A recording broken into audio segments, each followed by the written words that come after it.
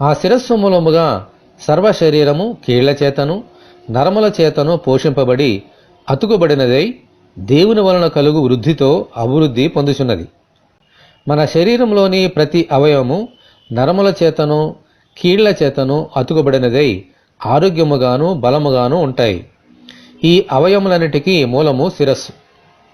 ఆ శిరస్సు యొక్క మాట వింటూ అవయములన్నీ ఆ శిరస్సుకు లోబడినప్పుడు శరీరము చక్కగా అభివృద్ధి పొందుతుంది. ఆమేన్.